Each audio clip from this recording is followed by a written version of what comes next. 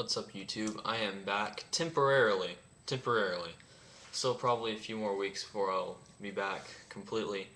But in the meantime, my work is the location's remodeling, which means I don't have to work for 2 weeks.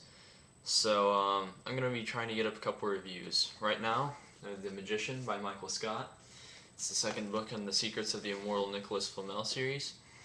And it was pretty good. It was about as good as the first one. Some notable differences though. Um, in the first book, The Alchemist, the it's more about Sophie and Josh, the twins, realizing that they're they're in this prophecy that they have these gold and silver auras. Like one, Sophie's is pure silver and Josh's is pure gold, and they're said to be really powerful. And in some prophecy, they're either going to save or destroy the world.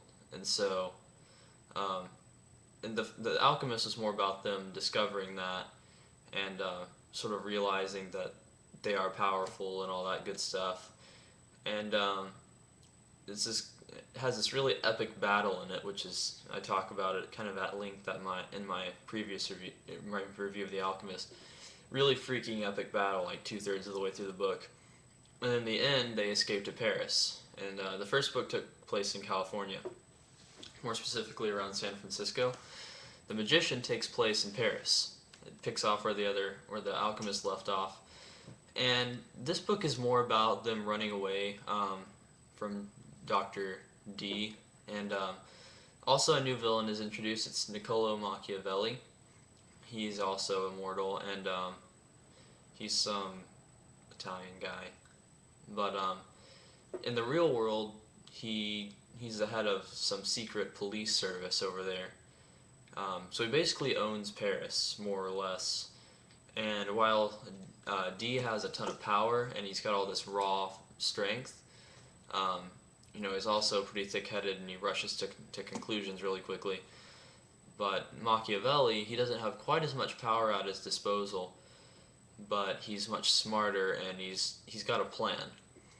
So, they're kind of two sides of the coin. One's really strong, doesn't think, not as smart, than the other, not as powerful, but he's definitely got a brain and he uses it.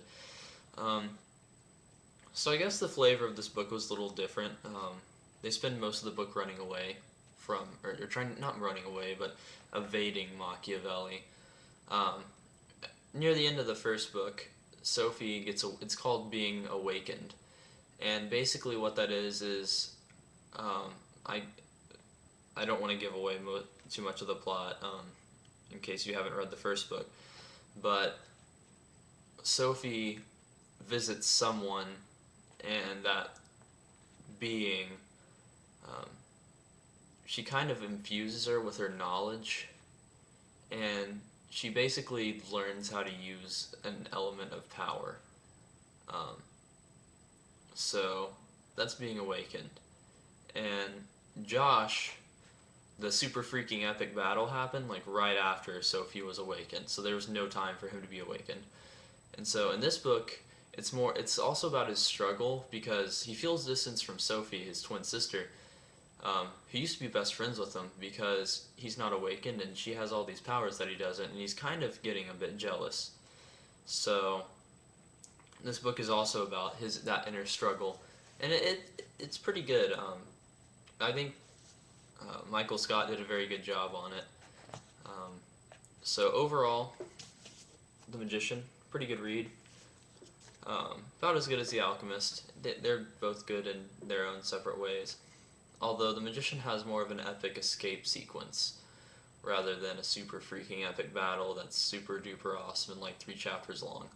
So I'd say The Alchemist is about this much better. Just because, it's very fresh, and the super freaking epic battle helps. Like, it's so epic, that's why I keep calling it a super freaking epic battle. I mean, every super freaking epic and battle would all be capitalized if I were to write that out, because that's how epic it is. And this doesn't have that, and that's why it's not quite as good, but you also meet some new characters.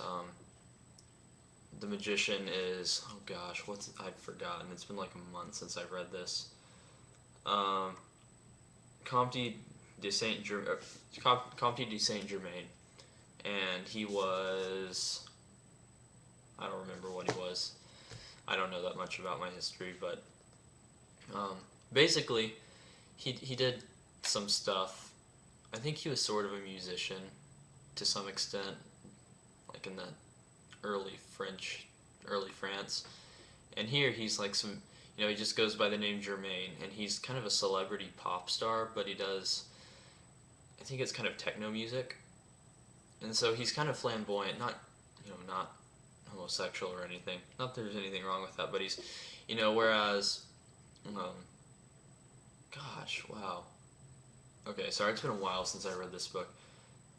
Unlike, this is really embarrassing, Perry and, sorry, I thought someone was outside. Other than Perry and the other guy, wow, Nick, I'm sorry. It's a Monday, I'm still tired. Other than Nick and Perry, they're kind of, Nick, he's not very conspicuous. Unless you knew that he was immortal, you wouldn't think so. I mean, it's the same way with Saint Germain, but Nick before Dee found him, he ran a coffee shop, or a bookstore, and his wife ran a coffee shop across the street. And Saint Germain's like he's a rock star, so he has a cool personality, which adds a nice kind of a fresh flavor to the book, and it's really cool. And his wife is Joan of Arc, and so that's pretty legit. And she's teaching. Josh hasn't been awakened, but he gets this sword, which is Excalibur's twin, and Joan, she just goes by Joan in this book. She teaches him how to kind of use swords and stuff, and Josh saves Sophie and all those people in one instance. So, not too much of a spoiler. You kind of expect that if he learns to wield a sword, or gets a legendary sword, he's going to save someone. But it's a pretty cool book. Probably not the best I've ever read, and it's definitely not as good as The Alchemist, but it's still pretty good. A good second book. Usually the second book in the series isn't quite as good as the first because it's not quite as fresh, and you kind of have to broaden the story, which this definitely did. So, overall, I give The Magician by Michael Scott. Sorry, I'm trying to center this because it's backwards. I'd give it about an 8 out of 10. So, anyway, quick update. I am currently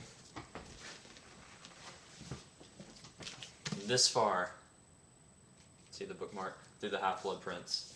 So I'm probably about a week away from finishing the Harry Potter series. After that, I guess I'll make some videos. I've read it before. This is my second read through, but I think I'll make some videos on what I think of the books, ranking them, and all that sort of stuff. I'm not going to do like a huge series, maybe 2-3 videos on it. But after that, I should be back. School is definitely sort of started to slow down just a bit. Work isn't quite, like I said, I have 2 weeks off, so I should be back in about a week or so. Anyway, as you can probably see, as I'm looking at myself on camera, because I'm doing this live, I only have, the bags under my eyes aren't too bad, so I've been getting some sleep. Anyway, sorry to just go on and ramble, but anyway, I will be back soonish, and you should see more reviews from me for all the 3 people in the world who care. So anyway, Nathan from Nathan's Book Reviews signing off. Not for very long though, just for a little while.